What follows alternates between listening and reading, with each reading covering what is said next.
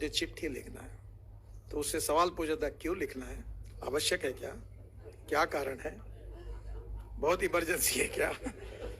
फिर बड़े मुश्किल से वो परमिशन देकर एक चालान देता हाथ में।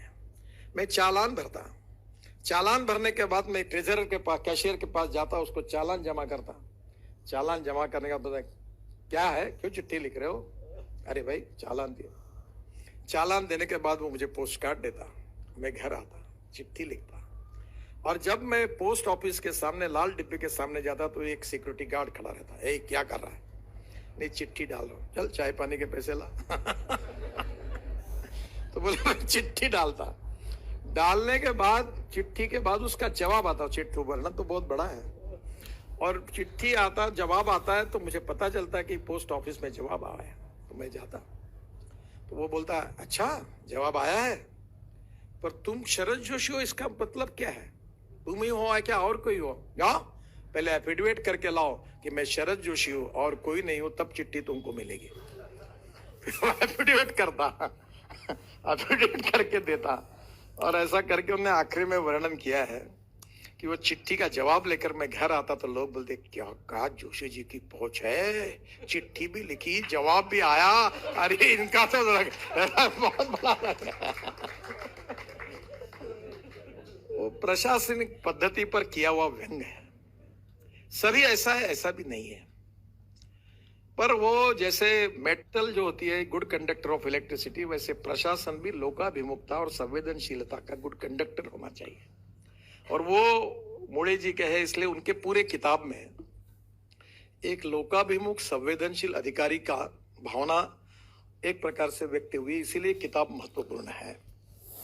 और उनका जो अनुभव है वो इसलिए महत्वपूर्ण है कि अनुभव से बहुत सीखने के लिए मिलता है।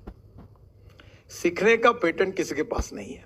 मैं अक्सर लोगों को कहता हूँ कि मैं भी बहुत सामान्य व्यक्ति हूँ, और आज भी मैं फुटपाथ पर खाने वाला, थर्ड क्लास में पिक्चर देखने वाला और नाटक पीछे से देखने वाले लोगों में से बड़ा हुआ हूँ। तो मुझे वो जीवन बड़ा अच्छा लगता है। जेड प्लस सिक्योरिटी गार्ड अड़चने आती है तो मैं सबको रात को छोड़ने के बाद फिर निकल जाता हूँ फुटपाथ पर, क्योंकि वो मैं वहाँ अक्सर मुझे मेरी औकात की याद दिलाती है। और जब मेरी जो कविता थी वो बड़ी अच्छी लगती है। तो एक इम्पॉर्टेंट बात यही है कि आपके जीवन में इन सब अनुभव के साथ आपका जो अनुभव आया, विदेशों में आया है, रशिया का अनुभव आपने आया, आप और इसमें लिखिए। मैं इस विषय पर बहुत कुछ, थोड़ा बहुत, मैं इतना तो विद्वान नहीं हूँ और मुझे उतना टाइम ही नहीं मिलता। पर साम्यवाद, समाजवाद और पूंजीवाद, ये तीनों बातों में हमारे देश में बहुत बड़े बड़े लोगों ने काम किया है। एक समय समाजवादी और कम्युनिस्ट रहना गौरव का विषय रहता था। मैं चाइना में गया था, बीजेपी के प्रेसिडेंट के रूप में मुझे कम्युनिस्ट पार्टी ऑफ चाइना ने इनवाइट किया था। तो जब पूरा देखा मैं उनके पास, तो मैंने बोला ये सब liberal economy, non residential Chinese जो थे मंगोलियन वंश के, उन्होंने पूरी इन्वेस्टमेंट लाई, शंघाई बना, सब लिबरल इकोनॉमी थी। तो मैंने पूछा, तुम्हारे यहाँ लाल बावटा छोड़ के तो कुछ कम्युनिस्ट कुछ लगता है नहीं कुछ। तो उन्होंने कहा, हमें देश की प्रगति करनी है। तो समाजवाद, साम्यवाद और पूंजीवाद, हमारे देश में समाजवादी पार्टी भी थी, कम्युनिस्ट पार्टी भी थी और स्वतंत्र पार्टी भी थी। और अमेरिकन लिबरल इकोनॉमी जो थी वो भी आज दुनिया के सामने आई है। फिर भी दुनिया के इकोनॉमिक्स और फिलोसोफर ये कह रहे कि स्टिल हमें जवाब नहीं मिल रहा है कि व्हाट इज एग्जैक्टली जिससे हम कर सकते हैं। तो जो सबसे आखिरी व्यक्ति है उसकी प्रगति और विकास कर कर अगर इकोनॉमिक ग्रोथ करनी है तो निश्चित रूप से कौन सा इकोनॉमिक मॉडल होगा, ये विश्व के सामने भी बहुत बड़ा प्रश्न है। और आप जैसे लोगों को ये अनुभव मिला है कि रशिया में भी रहना है, तो मैं ये कहता हूं कि एम्प्लॉयमेंट जनरेशन, जब तक कैपिटल इन्वेस्टमेंट नहीं आएगी तब तक एम्प्लॉयमेंट पोटेंशियल नहीं निर्माण होगा। एम्प्लॉयमेंट पोटेंशियल नहीं होगा तब तक इरेडिकेशन ऑफ पॉवर्टी नहीं होगी।